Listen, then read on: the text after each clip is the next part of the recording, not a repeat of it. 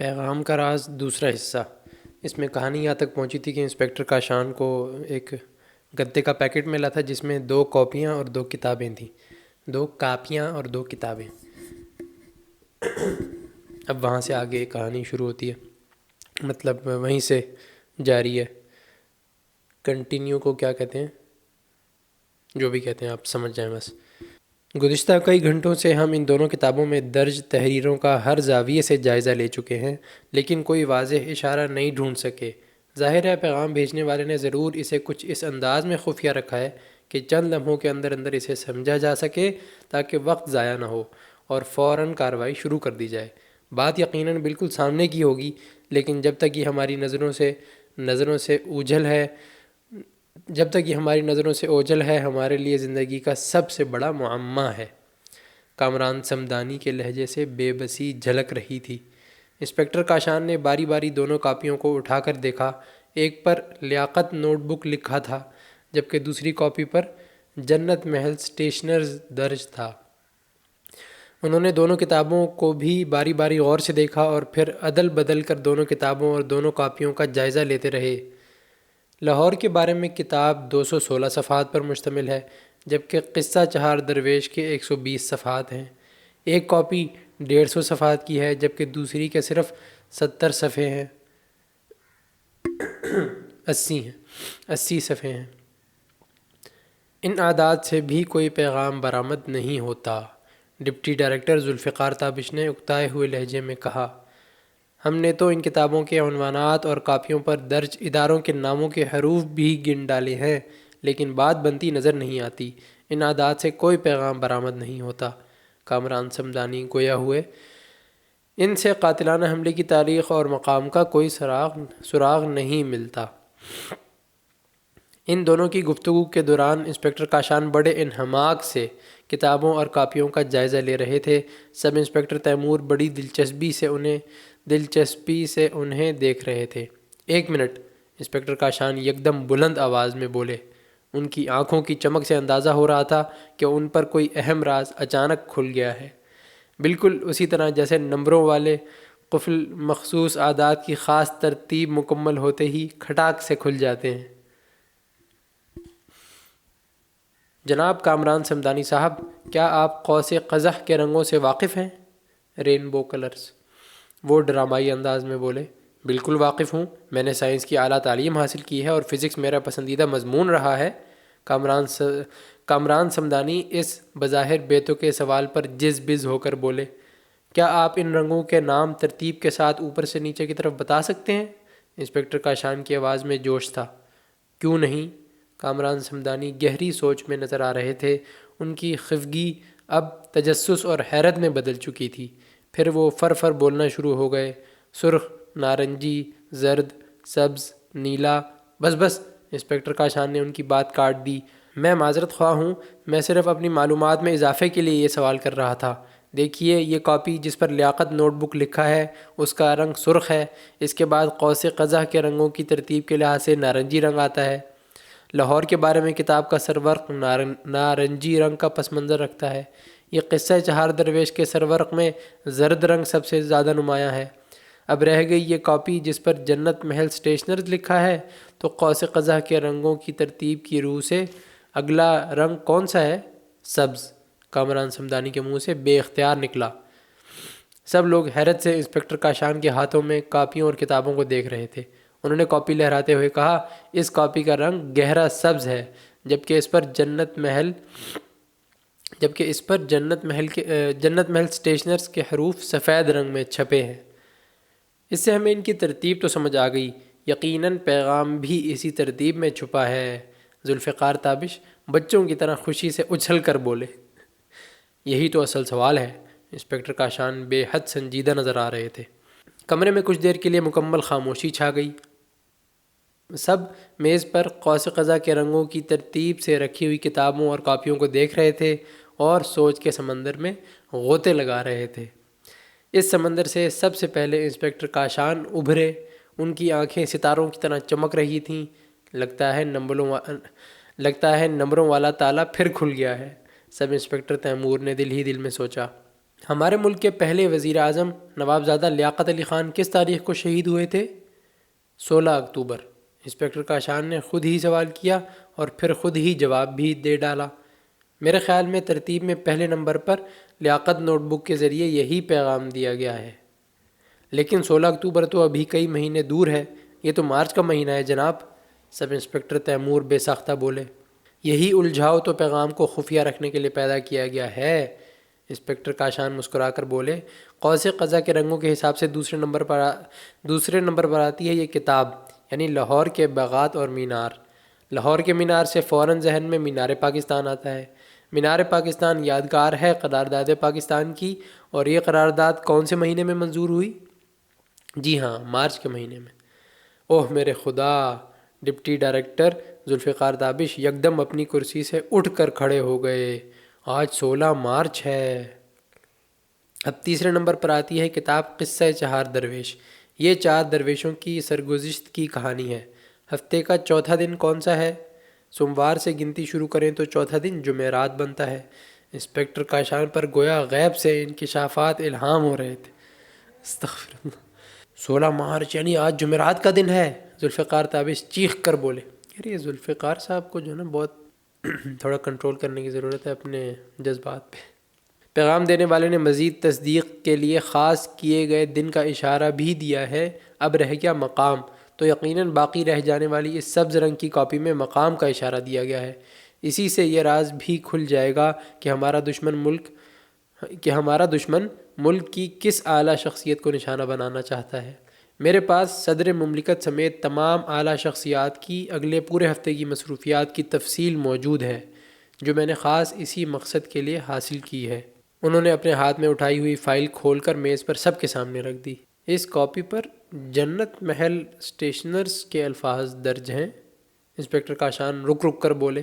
تابش صاحب، آپ اس فہرست پر نظر دوڑائیں اور دیکھیں کہ اس فہرست میں کسی ایسے شہر یا مقام کا ذکر ہے جس میں جنت یا اس کے قریب معنی کا کوئی لفظ آتا ہو۔ ذوالفقار تابش نے فائل کو سرکا کر میز کے درمیان میں کر دیا اور سب بےتاب ہو کر فائل میں رکھے ہوئے کاغذوں پر جھک گئے۔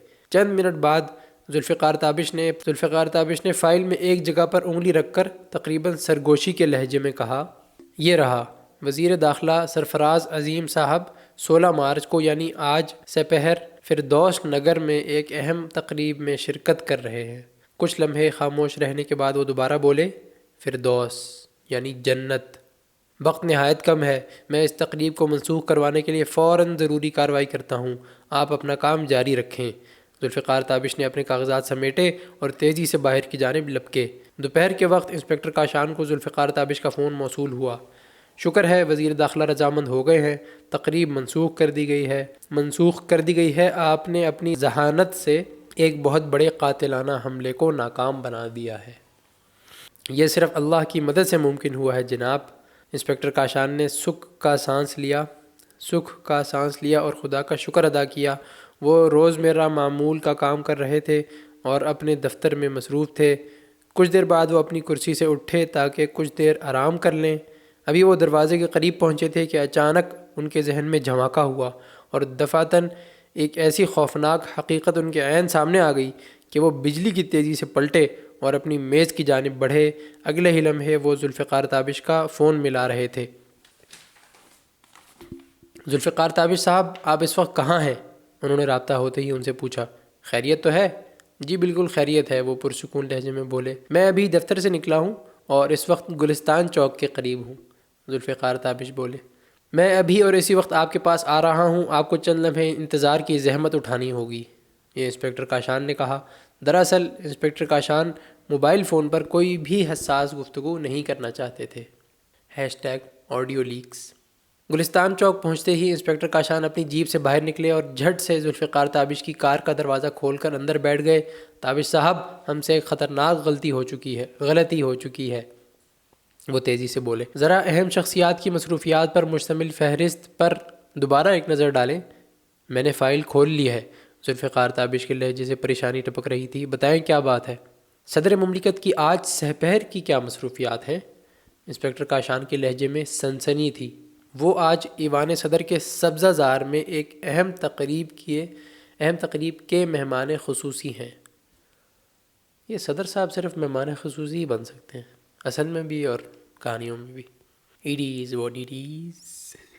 ذوالفقار تابش کھوئے ہوئے لہجے میں بولے، وہ آج ایوان صدر کے سبززار میں ایک اہم تقریب کے مہمان خصوصی ہیں۔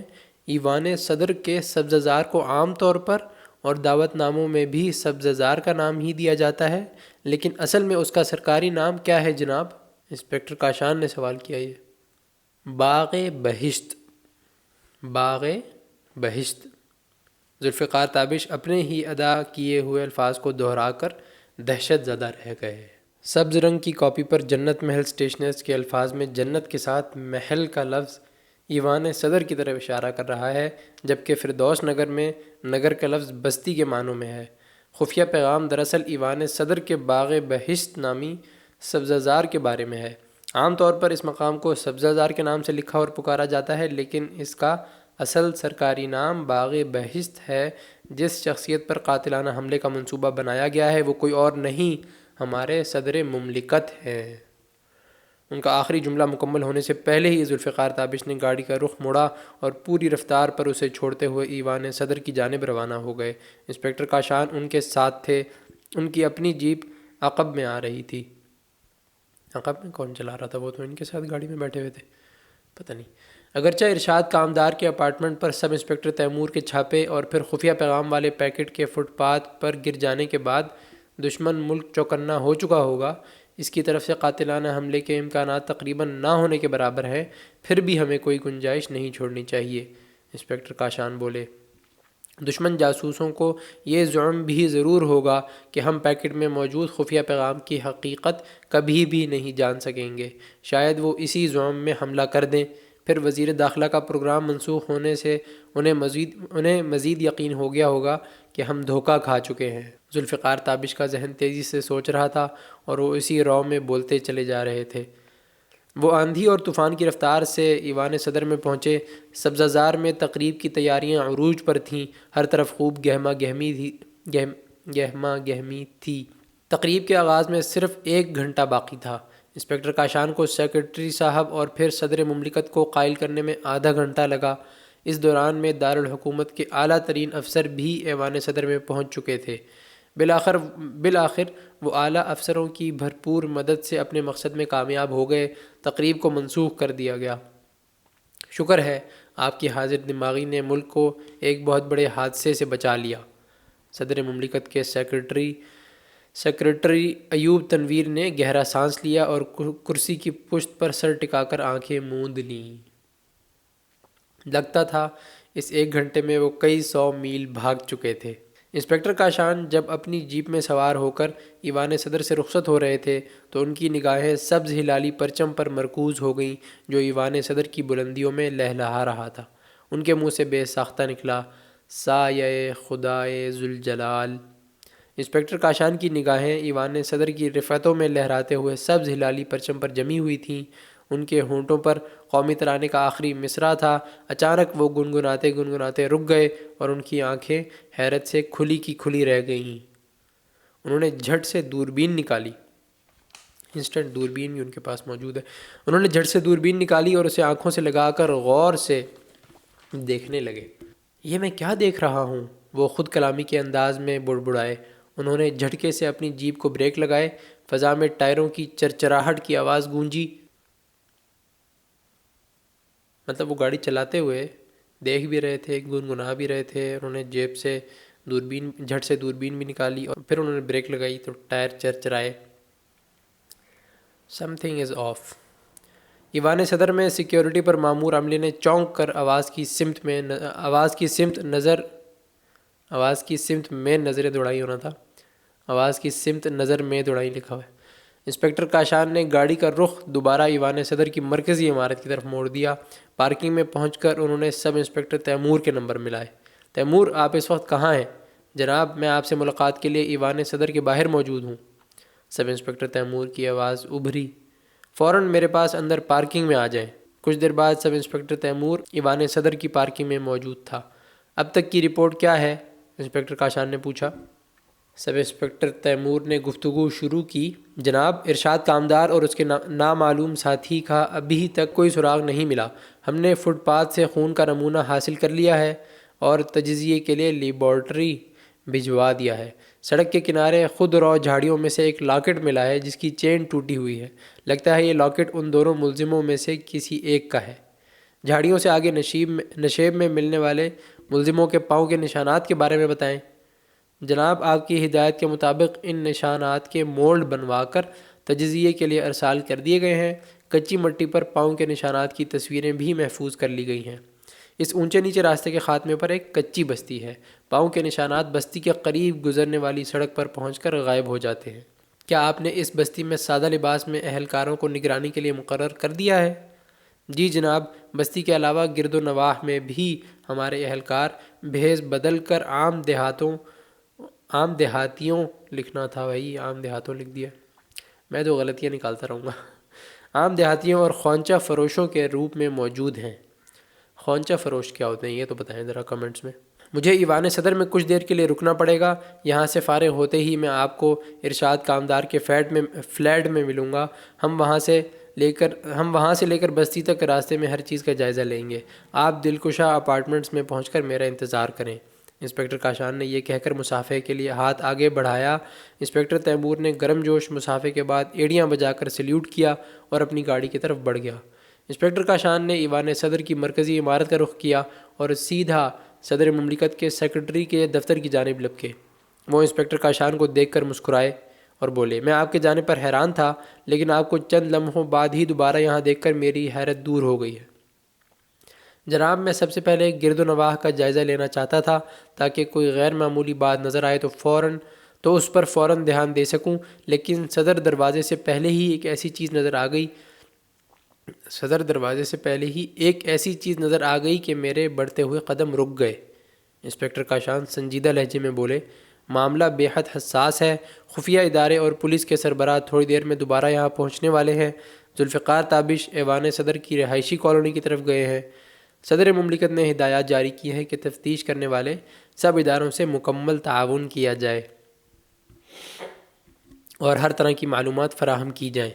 میں اور میرا عملہ آپ کے ہر سوال کا جواب دیں گے۔ سیکرٹری صاحب روانی سے بولتے چلے گئے۔ فی الحال میں ایوان صدر کی چھت کا جائزہ لینا چاہتا ہوں، خاص طور پر وہ حصہ جہاں پرچم لہرا رہے ہیں۔ میں اس شخص سے بھی ملنا چاہتا ہوں جو ایوان صدر کے اس حصے کا انچارج ہے۔ میں ابھی آپ کو ماجد ابراہیم سے ملوا دیتا ہوں، وہ ان تمام معاملات کے انچارج ہیں۔ سیکرٹری صاحب نے یہ کہتے ہوئے گھنٹی بجائی اور اپنے ماتحت کو ضروری ہدایات جاری کر دیں۔ آپ بھی وہ سبسکرائب کے ساتھ والی گھنٹی بجا دیں ذرا۔ اچھا، ماتحت کو ضروری ہدایات جاری کر دیں۔ واجد ابراہیم قیمتی سوٹ میں ملبوس ایک صحت مند اور تندرست و توانا شخص تھے۔ ان کے ہاتھوں میں دستی وائرلیس سیٹ تھا اور آنکھوں پر سیاہ رنگ کا چشمہ۔ انسپکٹر کاشان نے سیکرٹری صاحب کا شکریہ ادا کیا اور واجد ابراہیم کے ساتھ ایوان صدر کی چھت کا رخ کیا۔ برق رفتار لفٹ کے ذریعے وہ چھت پر پہنچے اور ٹھیک اس جگہ جا پہنچے جہاں پرچم لہرا رہے تھے۔ انسپکٹر کاشان چھت کے کنارے پہنچ کر رکے، ایک نظر سامنے کی طرف ڈالی اور پھر تعسف اور صدمے سے سر ہلا کر رہ گئے۔ وہ چیز اب یہاں سے غائب ہے، ان کے ہونٹوں سے بے ساختہ نکلا۔ کیا چیز انسپکٹر صاحب؟ واجد ابراہیم حیرت زدہ ہو کر ان کی طرف دیکھ رہے تھے۔ ایک چڑیا۔ کیا کہا؟ ایک چڑیا؟